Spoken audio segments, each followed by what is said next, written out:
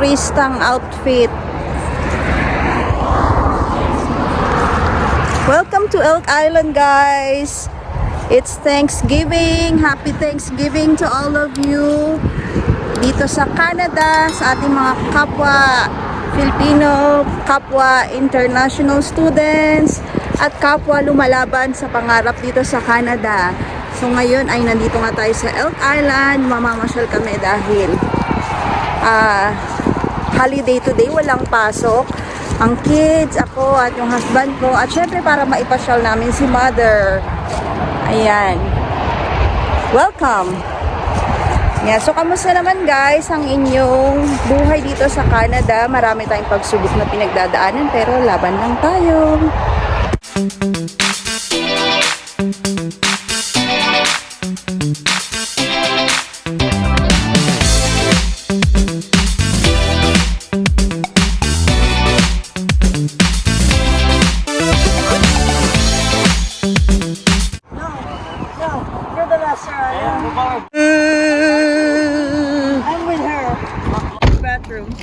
Bathroom break agad. Where's the gift shop? It's positive 13 pero feels like 9. So medyo malamig guys ngayon. Ay oo. Mamatay na yung mga plants. Automatic. Kala ko automatic.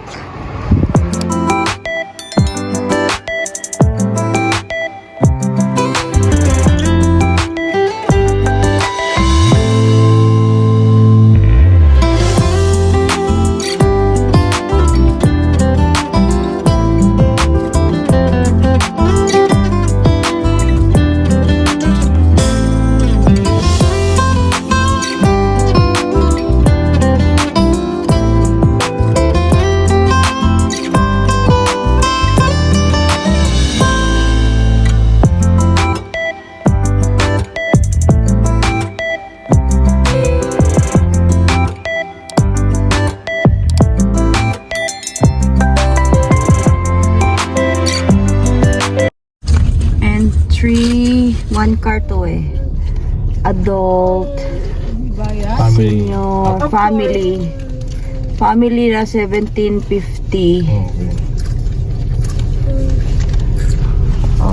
Isang na lang yung isang bayaran. Family? Yes. Good morning. Hi. Yes. Eating time.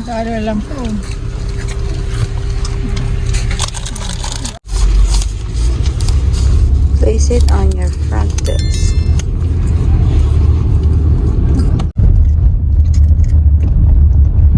Bison hunting. What? Ay, maganda mag-picture dyan, no? I would like to go out. Pwede ba tayong mawa dyan? Hindi?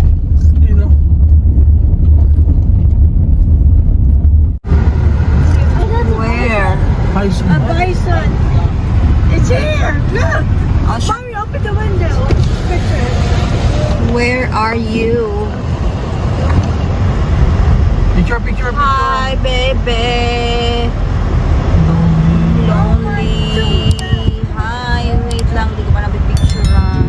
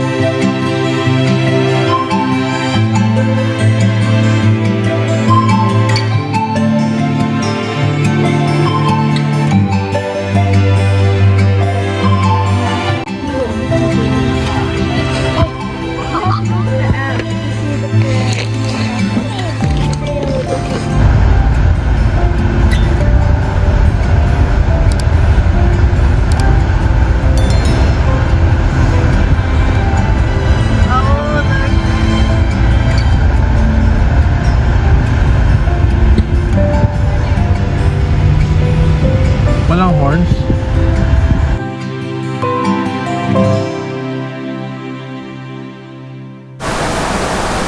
Hi guys! So nandito tayo sa We Rock the Spectrum at tapos na yung aking shift for this Sunday. At ngayon nga guys ay ito na yung last day ko dito sa We Rock na Sunday shift. So dahil 2.5 hours lang ang kaya kong maibigay tuwing Sunday ay kailangan kasi nila ng mas longer hours like mga 4 hours or siguro 3 to 4 hours. Yun. So, hindi ko kaya mabigay talaga yung 0.5 kasi mag-i-exceed ako sa 20 hours per week. At hindi ko naman kayang mabawasan yung ibang slot ko sa aking other job dahil nga naka-fix na yon. So, ang nangyari ay nandito pa rin ako sa Wirak guys, sa kids gym. Pero pag Saturday na lang ako nandito. So, yung 5 hours ko pag Saturday nandito. So, total ng aking work for the week, starting next week ay meron akong 12 sa weekday, 12 hours for the weekday at meron akong 5 hours pag Saturday. So, total ay meron tayong 17 hours per week. So, nabawasan ako ng, tama ba? Yeah, kasi 19.5 naman talaga yung nag-a-achieve ko lang maximum, hindi ako sumasagad ng 20. So at least kung merong nagsasabi na can you extend for a little bit, ganyan, so at least meron akong allowance doon. So ngayon ay starting next week ay 17 hours na lang per week ang aking work.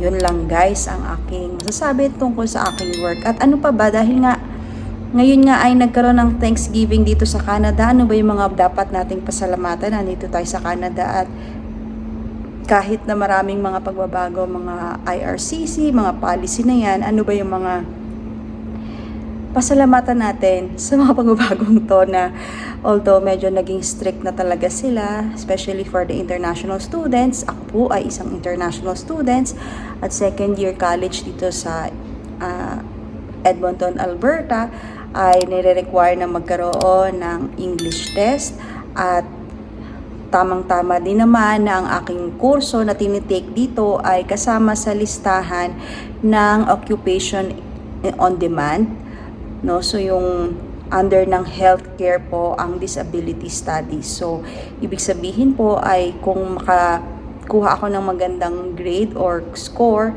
sa IELTS na 7 for a university graduate and 5 for college graduate ay at kasama yung school or yung course natin doon sa listahan na binigay ng IRCC ay makakatanggap po ako ng PGWP. So yan din yung isa nating pasasalamatan, pero kailangan pa rin nating pagtrabahuhan ang IELTS or ang English test na yan. So, starting November 1, yung mga mag-a-apply ng PGWP on or after November 1. So, kami yun dahil by April 2025 ay matatapos na tayo, ay kasama tayo doon sa policy change na yan. At isa pa sa mga policy change yung ating OWP. Yan, nandito na yung sundo ko. Pagpatuloy natin guys, ayun o. Ayan, so, patuloy natin guys tungkol sa OWP. Hi guys, so ito, pag-usapan naman natin ngayon yung OWP ko or yung Open Work Permit. So dahil nga sa mga recent changes na hindi lang mga international student ang affected, pati na rin ang ating mga Open Work Permit, no, yung mga ating partner. So isa dito guys ay kailangan yung international student para maging kasama niya yung kanyang partner dito sa Canada, kailangan ay enrolled siya sa master's degree or PhD na alam naman natin na para makasama sila, syempre to support financially. So, ngayon naman, dahil nililimit din nila yung mga temporary foreign workers na in other ways pa, no, o ng partner ng OWP, ay isa dito nga sa na policy nila ngayon ay dahil nga ililimit nila, kailangan meron siyang work na related na either highly skilled yung work niya like mga scientists, engineers, or in the technology, At isa pa ay dapat din, kung hindi naman sa highly skilled, ay nasa construction or sa mga may key labor shortage dito sa Canada. So update natin guys kung ano-ano yung mga key labor shortage dito sa Canada na kung saan ay pwede nilang pasukan. So kahit na hindi related, kasi minsan like construction, pwede naman yon pasukan. Kung may konti ka lang experience, pwede naman mag-build up doon guys. So yun nga, pasalamatan natin ang policy na ito dahil nga Thanksgiving, gumagawa sila ng way, although talagang mahirap siya para sa mga international students at may mga open work permit na tulad namin, mag-renew or kukuha na kami ng PGWP by next year sa April. Ayan, so kailangan ay i-work out namin to. So since ang aking husband nga ay, yun nga, so kung napanood nyo yung aming mga previous vlog tungkol sa kanyang mga job hunting, tungkol sa kanyang nasimulang work dito sa Canada, na nag-start siya after ng mga mahabang job hunting. Although, meron pa din namang work from a remote job niya, ay nakakatulong makasurvive para sa amin dito sa Canada. So, night shift yun guys. So, kung meron siyang mahanap na morning ay dito sa Canada para pandagdag at syempre, para meron naman siyang record, especially for tax purposes. Ayan. At, ano nga ba yung nangyari? I love. So, nag-start. Hi! Hello! So, nag-start yung kanyang journey ng pagtatrabaho dito. Noong, kung napanood nyo yung vlog namin na meron kaming dalawang training na sabay kami nag-start. So, yung work ko dun sa mga disability ay nag-sabay na kasabay sa kanya sa sales. So, yun yung unang-una niya ay sales na yun. So, ano bang nangyari doon? Sa sales? May bayad ba yun? Wala. Ano Okay. yun? Pag mayroong na-close out, doon lang magkakaroon ng percentage na makuha mo sa sales. So, nasa training pa lang siya nun guys, at pumupunta siya tuwing afternoon dahil malapit lang naman yung office niyan dito sa bahay namin. 3 minutes. 3 minutes lang, sobrang malapit lang. Kaya okay lang napuntahan niya for the training. Ilang days ba yung training? On the job training yun eh. On the job. Oo, pero hindi ka muna ilalagay sa field hanggang sa tingin nila hindi ka handa. Okay, dahil sales yun guys, so kailangan magsalita sa tao. Syempre, kailangan natin ng mga English language skills, nagpa-practice sila magsalita, mga ganyan. So, kamusta naman? Okay naman. Mayroong script kami. May script sila doon, oo. Ayan, so, yung nagkataon na yon nung bago siya mag-start, nung parang matatapos na yung training mo, diba? Tapos dumating yung brother-in-law ko dito, nakasama yung kids niya. So, kailangan namin, syempre pag meron tayong bisita dito, asikasuhin natin, mag-give time din tayo kasi pumunta sila dito. Ayan, so, nag-break muna siya doon kahit di pa siya nag-i-start. At, hindi naman siya tinanggal guys dahil nag-break siya doon. Kung hindi, siya yung nagpaalam doon. Yan. So, kasi meron silang, parang, meron kayong project na kailangan pumunta kayo doon sa malayo, sa Fort Mac. Yun. So, ang disadvantage nun, magta-travel ka doon, kasi wala silang allowance. Wala lahat. Walang gasoline. Yung tirahan. Meron. Meron. Yung food. Sama-sama kami. Yung food. Yung food kami. Oo. So, parang nag-i-invest, no? Parang business mo yun na gumastos ka ng panggas mo. Tapos, yung food mo, ikaw din. Ayan. Pero nung time na yun kasi meron pa siyang online na remote job. So, kaya kailangan niya. Oo. So, kailangan niyang magtrabaho ng gabi. Pag nagpunta ako doon, wala akong internet. Hindi ako makatrabaho. Kaya hindi siya feasible. Hindi siya feasible. So, kaya hindi siya nagtuloy doon, guys. At hindi siya sumama doon. Tas ilang days ba yun? 2 weeks yun eh. 2 weeks yun. So, yun kasi guys, yung business nun, yun yung nagbibenta ng mga solar panel dito sa Canada. So, house to house yun guys. So, ang mangyayari niyan, house to house, pero magsa-sign up lang sila, diba? So, ang gagawin mo lang, Kunin lang yung contact number, name, number, as appointment kung kailan.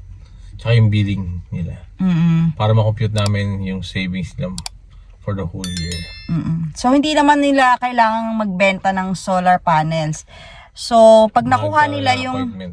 makuha lang yung information tsaka magkaroon ng appointment, first step pa rin yun, pero wala pa silang commission dun, guys. So, paano ba kayo magkaka-commission? Pag na-close out, yung closer namin, pag nagka-appointment, pupunta yung closer sa appointment, then pag na-close, at nagbayad ng down, dun lang kami magkakaroon ng ng So, ano ba commission. yung mga chances? Kasi meron siyang mga ka-work na Canadians na, so Mm, magaling na Canadians. silang magsalita. Oo. So, ilan ba yung bahay na pupuntahan nila Dapat mga 100 sila para makaisa. sa isang week, ganon? Hindi, Sa isang araw. Isang araw, 100 nakakatakin nilang para makaisa. Usually, nakaisa sila Oh, yun. tuwing 100. Canadian pa yun, So, magagaling mga pa magagaling na mag-English magsalita yun, hindi na kailangan nila mag-practice. Pero, Kasi isa lang. Oo, nila. Ano pa kaya yung katulad? pero malaki naman yung Katulad ko. commission nun pag isa lang. Sandali. Oo, pag naka-close ka. Yung isa na yon, isa lang yung makaka-appointment mo, hindi pa naka-close yun. Oo nga pala. Appointment pa lang yun. So sa mga appointment mo, kailangan siguro makakuha ng mga 10 appointment para may ma-close na isa. Oo, yun ganun yung percentage. So, yun. So, medyo talagang mahirap din yun, guys. So, bago Kasi pa sila, siya. Canadian na sila, isa lang nakuha, isang daang kakatokin Oo nila nga. bawat araw. Oo nga, guys. So, baka, Magaling pa yung mag small talk. so, baka na-experience nyo, guys, yung ganyan. Comment down below kayo dyan kung ano experience nyo sa sales dito sa Canada. So, naisip nga niya na hindi siya ganun ka-feasible, no? Kasi parang wala talaga siyang commission. Wala siyang commission. So, tapos yung yung chances pa na makaklose ng deal. Oo. Yung mga appointment na nga lang, mahirap. Oo, maka-appointment nga lang bago pa pumunta dun sa, Oo. ma-close yung deal. Oo. Kung maganda sana kung meron kang allowance, pero wala eh. Hindi naman magaling sa sales. Kaya, and kung kinompare ko sarili ko sa iba na Canadian talaga, magaling talaga magsalita, tsaka magaling mag-small talk. Nakakaisa lang sila sa isang araw. Over 100 na katok nila sa mga bahay. Ano pa kaya ako? Baka isang week wala pa rin ako. Kaya bago pa nag-start yun, guys, nagpaalam na siya. Ayun, so bago mangyari yun. Naka 3 weeks naman ako. Naka 3 weeks siya na 3 weeks ako ng training. training ng training. Hindi ako pinapakawalan eh. Hindi pa siya binibigyan ng area. So, okay na. Okay na. Ayan, nag-move on na siya doon. So, after nun ay yun, nagkaroon ka ng referral sa aming ka-church, no? Ayan, so landscaping naman landscaping, guys. So, landscape artist na siya. At yun nga, guys, ito maganda doon kasi ito ay under ng construction. Okay, so ibig sabihin, may chance siya na makakuha ng permit after this kasi nga kasama siya sa key labor shortage dito sa Canada. Kung mag-apply ka ng work permit na may trabaho kang under nito. Pero kung wala, for example, kasi tuwing winter wala namang construction eh. So kailangan mo mag-apply after ng winter, mag-apply ka under construction na on time lang na pag mag-renew ka ng work permit. Yun. So, kailangan din habang maghanap ka na during your application, dapat nandun yung work. Kasi ang construction dito, especially yung landscape, yun guys, yung mga nadadaanan namin, kung nakikita niyo yung mga vlog namin, yung mga damo-damo, yung mga puno-puno, sila yun. Yung landscaping, akala ko landscaping dati, yung sa bahay-bahay. Oo, yung para sa garden. Yung garden nila, hindi pala landscaping. Yung sa mga roadways, mga basta public na highways, yung mga sidewalks sila, nilalagyan namin ng grass, mga sods, mga mga puno, tinatanim mga puno. Yan, daming puno dito. Oo guys, kaya ang ganda ng Canada dahil sa ating mga construction workers o yung tinatawag na landscape artist dito. Landscape artist sila dito sa Canada. Pero yung sweldo naman nila is above minimum, kaya talaga kasi mahirap yun guys. So nung nag-start siya, talagang kala mo kung galing sa putikan. Talagang gumagapang kami. Oo, gumagapang. So gumagapang lahat. No, buti nga nakayanan ko kasi gabi may pasok ako. Yun nga, so naka-double job siya nun. Sa remote na IT. Then Actually, umaga, ito naman landscaping hanggang gabi. Kasi pasok ulit sa gabi. Ganun. So, yung landscaping naman 6 days a week hanggang Sabado. Oo, hanggang Sabado. Kaya, pero hindi naman siya minsan 8 hours, diba? Minsan sa landscaping, kasi pag umulan, hindi na pwede. Kaya kailangan pauwiin. So, pag umulan guys, tulad ngayon, maambon-ambon na, ay wala silang work. Tapos, kaya season na lang to guys. Pag nag-start na yung snow, wala na talagang work yung mga construction workers dito. Unless sa bahay yung mga trabaho or indoor. Diba? Oo. Pero usually yung construction stop na pag winter. Stop na. Kaya lahat ng construction worker walang trabaho. Kaya ngayon ko na nalaman yun. Kala ko kahit na winter, may sweldo pa rin sila, yung pala talagang stop. Kaya din nagkakaroon ng key labor shortage ang construction kasi paano ka magkikip ng forever job as construction kung seasonal lang yun, di ba? Syempre hindi naman pala siya forever, kaya syempre naghahanap ng ibang work yung mga iba pag hindi na winter. Pag winter naghahanap sila ng ibang work. At yung iba ay kung citizen sila or PR sila dito, siguro meron yung tinatawag na employee insurance na binibigay sa kanila kung wala silang work. Yun yung usually nare-receive ng mga construction worker pag winter ay wala silang sweldo sa kanilang company, yung nakukuha nila yung employment insurance. So meron silang ganun dito. At hindi ko pa alam kung magkano yun, pero yun yung mga nakukuha nila ditong benefits. So ayun, kaya mo naman. Kailangan kayanin.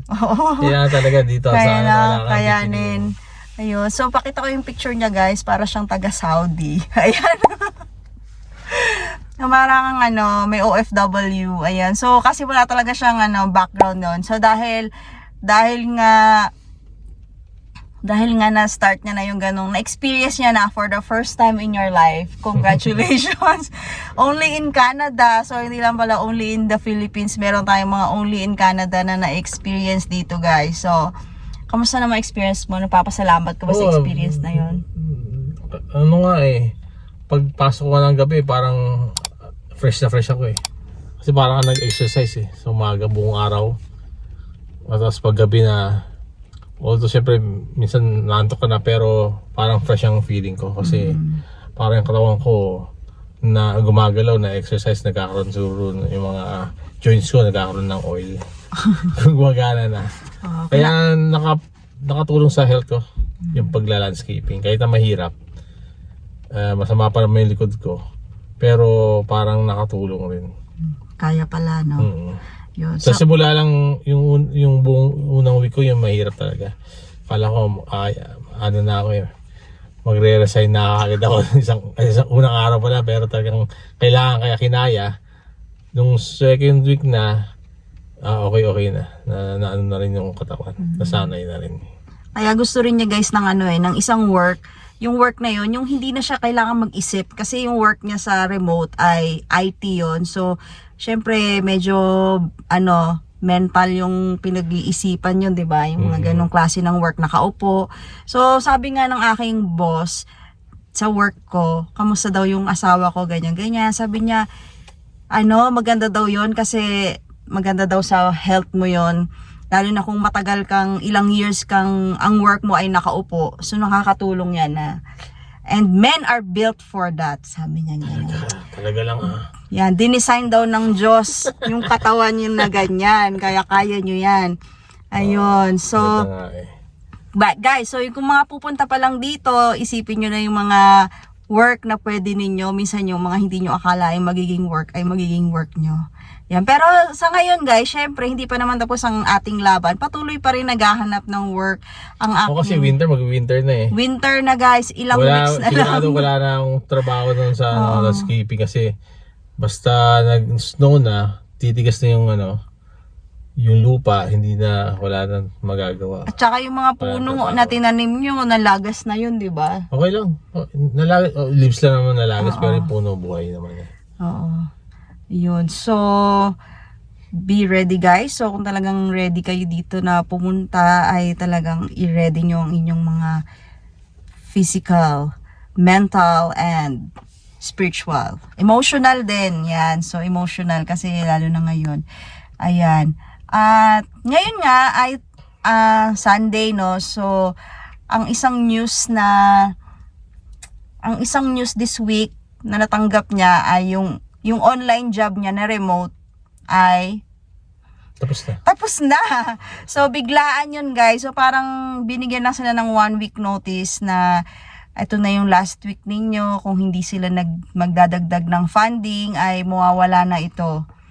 Yan. So, after a week na pag-aantay, ay natanggap nila yung confirmation. Hindi na, kasi hindi nakakuha ng funding. Oo. Startup kasi yun eh. And kailangan nila ng mga investor para mag-fund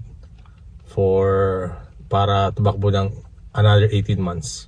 Kasi 18 months na yung business eh. And para yung second round of funding, kailangan nila makakuha ng second round funding para ma-extend ng 18 months. Kailangan nila $3 million US dollars, and hindi sila nakakuha. Kaya nag-close na ang business. Kaya kailangan na maghanap. Kailangan maghanap guys ng trabaho. Yan. So, kailangan talaga guys kasi syempre doon nakasalala yung aming mga monthly na renta sa bahay, yung mga expenses namin. So, tapos bayaran ulit namin ng tuition ngayong January. So, kailangan talaga namin ng work niya. Kasi wala akong magagawa dahil 20 hours lang ako. At sinabi ko nga kanina na 17 hours na lang ako starting next week. At yon. Pero kahit papano naman ay meron tayong mga blessings na dumadating tulad ngayon. Anong blessing? Meron ako inapayan na work. Update natin pagka pero hindi pa sure, close out. Hindi pa close yung usapan. Kung makuha ko yun, maganda yun kasi magwi-winter na. Ibig sabihin, sa winter mayroon akong trabaho na pang umaga dito. So maghanap pa rin ako ng panggabi para dalawa. Kailangan pa rin ng dalawang trabaho guys. Kasi Kailangan ng dalawang trabaho. Kailangan namin guys, we are a big family of 7. At ang international students ay limited lang sa aking 20 hours. At ako'y 17 nga lang. Tapos, syempre siya yung talagang provider pa din namin. At yun, kailangan talaga namin ng work. So, yun lang guys. Kung meron kayong mga experiences and kung ano ang masasabi nyo sa aming mga pinagdadaanan ngayon, please pray for us. Uy, iyak naman ako. So, please pray for us. Ha? Hindi ka naiiyak. Naiyak ako eh, oh. Talaga. Hindi ka naiiyak. Ayan, naiyak tuloy ako. Ayan, so please comment down below guys, and please don't forget to like and subscribe to my channel, our channel pagkasama siya at Jill Ilgan, and please don't forget then to share yung video na ito sa mga gustong pumunta ng Canada. Pag-isipan yung mabuti guys, paghandaang mabuti, at comment down below ano yung sabi nyo sa aming mga pinagdadaanan ngayon. At tuloy lang ang ating laban dahil hindi pa tapos ang laban natin. May gusto ka bang sabihin? Thank you sa mga subscribers. Yan! So thank you sa mga subscribers, sa mga viewers na hindi pa nakasubscribe. Alam ko yung may mga namimit ako or din dun sa aming mga statistics na maraming viewers na hindi pa nakasubscribe. So mag-subscribe na kayo guys. Now is the time. Yan. It can really help us. Yan. Talaga ba? Talaga? Sige na. Ayun lang guys. See you in my next vlog. Bye!